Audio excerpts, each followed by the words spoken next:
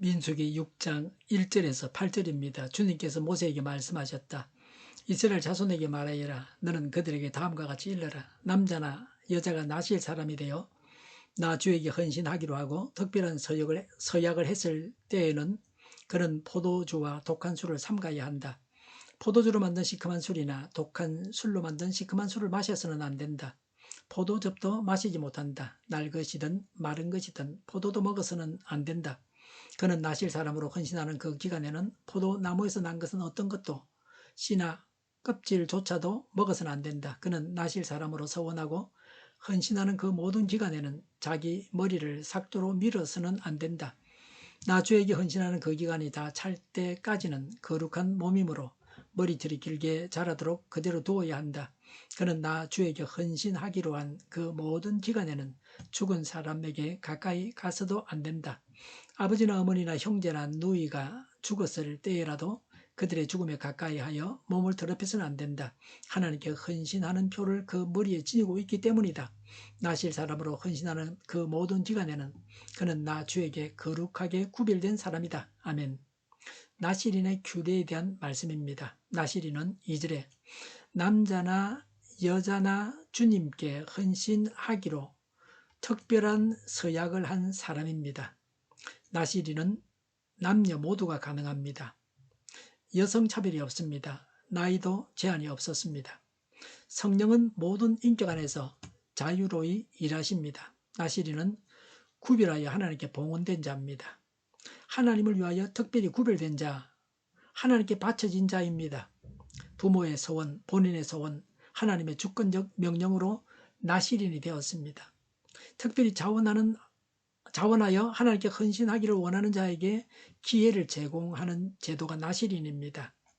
평생 또는 일정 기간 동안 오직 하나님을 위해 힘쓰고 헌신하겠다고 서원한 자들입니다. 삼손, 사무엘, 세례요한은 평생을 서원한 나실인입니다. 레위 지파가 아닌 사람으로 여호와께 자원하여 헌신하려는 자가 나실인입니다. 하나님은 일꾼을 부르십니다. 의무적이든 자원해서든 하나님의 일꾼이 되어 하나님의 도구가 될 수 있습니다. 그러나 자기 뜻대로 일할 것이 아니라 하나님의 명령대로 최선을 다해야 합니다. 나실인의 금기사항입니다. 나실인이 해서는 안 될 것을 말씀하고 있습니다.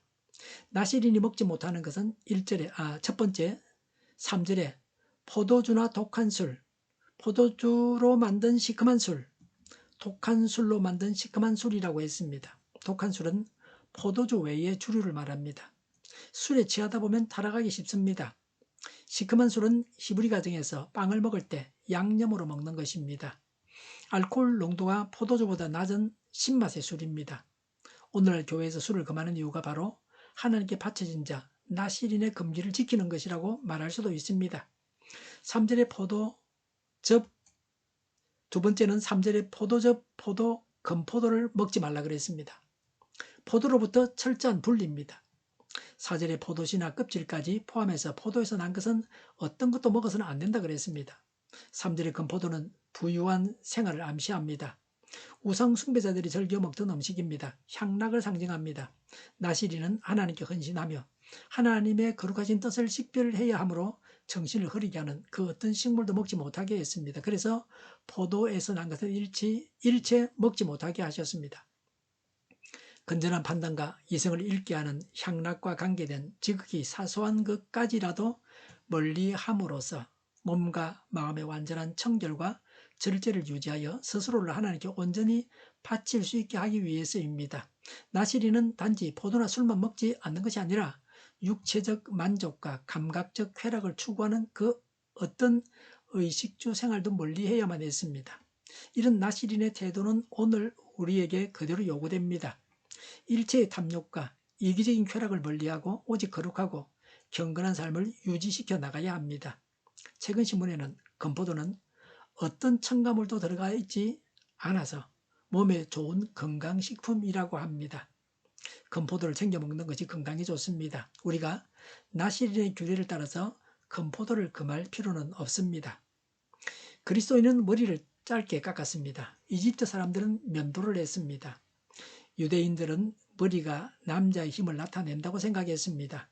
머리카락이 자라면 힘도 자라고 머리카락이 짧으면 힘도 약해진다고 믿었습니다. 제사장이나 일반 백성들은 머리카락과 수염을 단정하게 잘랐습니다. 그러나 완전히 밀어서는 안 됩니다. 나시린은 예외적으로 일체 머리카락을 자르지 못하게 하셨습니다. 오절에 머리를 삭도로 미는 것을 금하셨습니다. 거룩한 몸이므로 머리가 길게 자라도록 그대로 둬야 합니다. 머리는 그 사람을 지배하는 것입니다. 머리카락은 그 사람을 지배하는 것입니다. 유대인들은 머리가 남자다운 힘을 나타내는 것으로 생각했습니다. 긴 머리는 힘과 생명의 완전함을 상징하고 온전한 헌신을 의미합니다. 고린도전서 11장 14절에 남자가 머리를 길게 하는 것은 그에게 불명예가 되지만 그랬습니다. 남자들은 머리를 길게 해서는 안 된다고 말씀하고 있습니다. 오늘날 믿는 자들이 나시린처럼 머리를 길러야 한다는 것은 아닙니다. 그러나 자신의 모든 것을 하나님께 바친다는 근본 정신은 이어받아야 합니다. 6절에 나시린은 죽은 사람에게 가까이 가는 것을 금하셨습니다. 7절에 부모, 형제, 누이가 죽었더라도 죽음에 가까이 가서 몸을 더럽혀서는 안 됩니다. 하나님께 헌신한 표를 그 머리에 지니고 있기 때문입니다. 시체는 제약의 결과입니다. 그래서 시체에 접촉하는 의식상 죄악과 부패와의 접촉으로 간주됩니다. 그래서 시체의 접촉은 의식상 죄악과 부패와의 접촉으로 간주됩니다. 구별된 자가 시체를 멀리하게 했습니다. 이렇게 한 것은 제사장의 경우보다 더 엄합니다. 제사장과 동등하게 금하고 있습니다.